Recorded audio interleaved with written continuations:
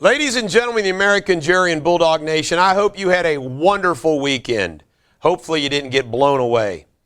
I would like to comment about what's going on in this country generally as it relates to the politics, presidential elections, so forth and so on. And this is going to be a smorgasbord. And it may not come out in some type of chronological order or even topical order. But here it goes. First and foremost, Alan Dershowitz pointed out something that I hadn't thought of, and I always give credit where credit's due. Dershowitz pointed out that one of Trump's plays is to keep Biden from getting 270 electoral college votes, something I didn't think about. So just think about this.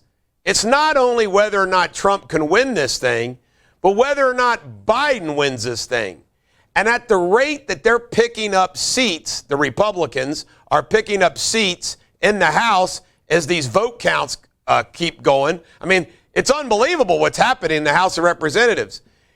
Who knows? You know, if the Republicans get close, can you imagine the deals that can be made with a couple conservative Democratic Congress people? Who the hell knows? So that's an interesting point that Dershowitz pointed out.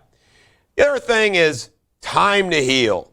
Dinesh Sousa put out this monogram of this whole thing of all the newspapers all saying time to heal.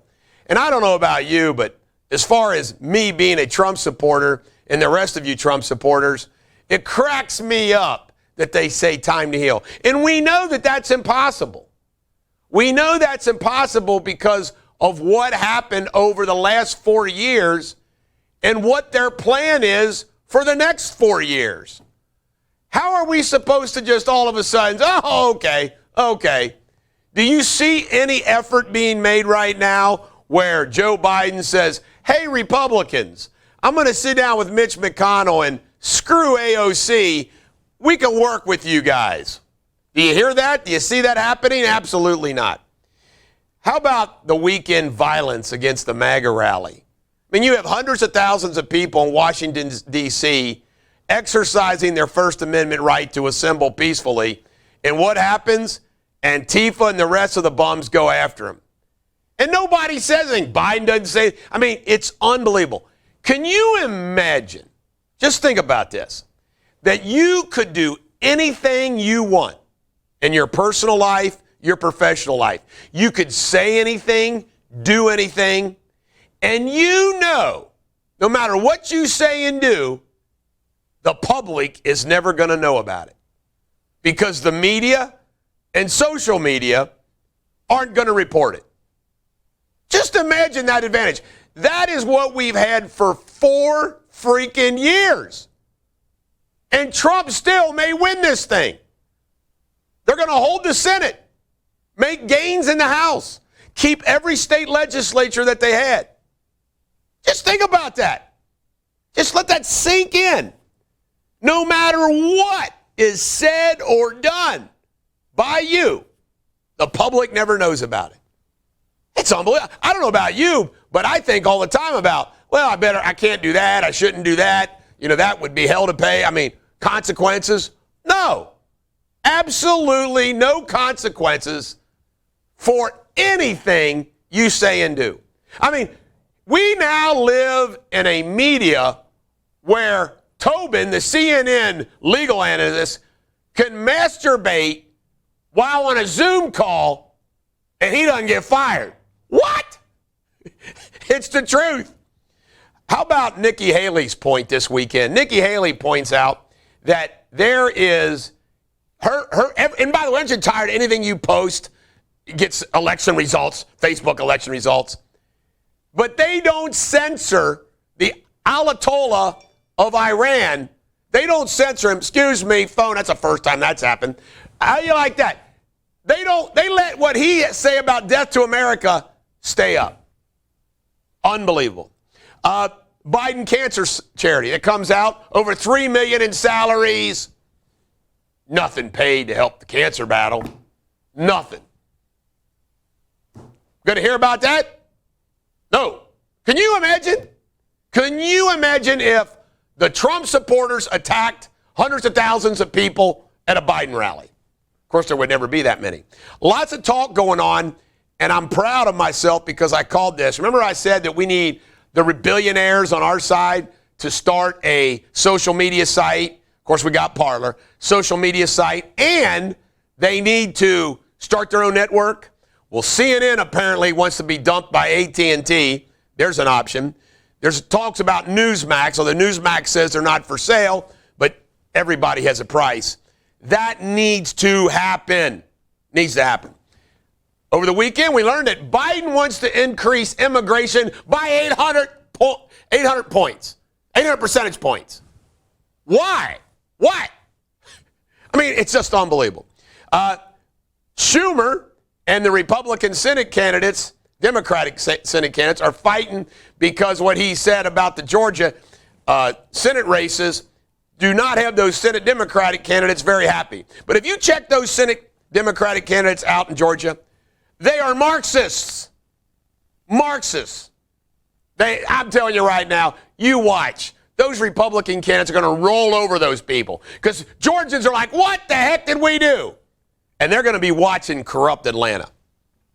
Minnesota, Minneapolis, can't make this up. You have a situation where they defund the police. Now they're looking to hire police officers privately because of the crime wave that's way up. It's like 500% increase in crime in Minneapolis. Imagine that. Socialism run amok. How about Judge Alito coming out and saying, hey, what's going on in this country with the COVID lockdowns and the infringement upon religious freedoms is shocking to him. Not too bad of a signal there. Alito, Clarence Thomas, I'm telling you right now, folks, the Democrats could mock Trump's legal defeats at the local levels all they want. The only level that matters is the United States Supreme Court. And don't forget, there's lawsuits being filed by individuals that are not President Trump's campaign team. Another thing I'd like to point out, too. Hello, all of you people acting like Supreme Court case, the Supreme Court's not going to take this. Ladies and gentlemen, the American jury and Bulldog Nation, you don't think there's constitutional issues when the election of the President of the United States is involved? There's all kinds of Supreme Court taking issues, including the moving of when you're going to receive and count mail-in ballots. And Alito's already made a preliminary decision, which is separate those ballots in Pennsylvania. And we still got recounts to do. This thing's far from over. Hunter Biden. Isn't it amazing how Hunter Biden just skates? Wait, have we heard anything more about Hunter Biden? Nothing. How about this whole Dominion voting issue? This is scary. The Dominion voting machines and where they were used, where they weren't used, who's involved in them. It's pretty scary stuff. Really scary stuff. Then you've got Thanksgiving. You've got your favorite governor, Governor DeWine, wanting to cancel Thanksgiving. Newsom canceled Thanksgiving. And you even have Jake Tapper from CNN saying, looks like Christmas isn't going to happen. These are a bunch of morons. I don't know about you, but my family is gathering at Thanksgiving. Sorry. And I think yours will too. Then we got the Obama book. Doesn't it make you sick that this guy, he's such a phony. He's such a racist. He's just worst president in our freaking history. But because he was a black man, he can play brother cool. Everybody, he's so good. He's so neat. He's such a neat guy. No, he's not. And guess what? Half the country hates him. Everybody talks about how Trump's hated. Newsflash, the other half, us, we hate Obama. He's as hated as Trump is. That's just reality. And you know what, folks? All of us that are on this side, we need to fight because we're right. So much for unite. Unite with them? Unite with AOC, Bernie, Biden, the political gangsters? There's even talk about Hillary Clinton coming back to be UN ambassador. Well, there goes the Clinton Foundation cranked up again. Can you imagine? We found out what these people were all about because Trump won. Can you imagine if Trump didn't win? Folks, we're going to be going right back to that gangsterism. Although hopefully there's enough Trump people that are now in government and federal judges appointed that it's going to be pretty interesting what they can and can't get away with. How a con runs a con. Joe Biden and the rest of the Democrats. Do you know, I talk about this all the time. You know how a con runs a con? He gains your trust. He gains your trust by doing little things, and then he cons you. Somebody wants to take care of an elderly person, mow their grass, go get their groceries, do all these wonderful things. And then what do? Get access to the checkbook and steal their money. A con always does that. That's what Joe Biden and the Democrats are. Oh, we're going to do this, we're going to do this. You trust us. It's all a con. And the con's about ready to be executed. It's going to be unbelievable, these political gangsters, when they get their hands back on the controls of government, if they do.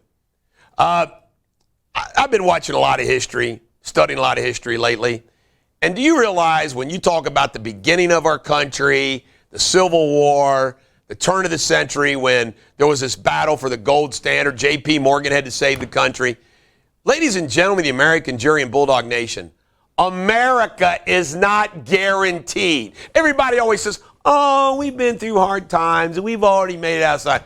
I wonder if that's what Rome said in 480. Oh, we've been through hard times. Yeah. Then all of a sudden, boom, no more Roman Empire. I wonder if that's what Athens said. You know, oh, we've been through some hard times. Boom, all of a sudden, nothing.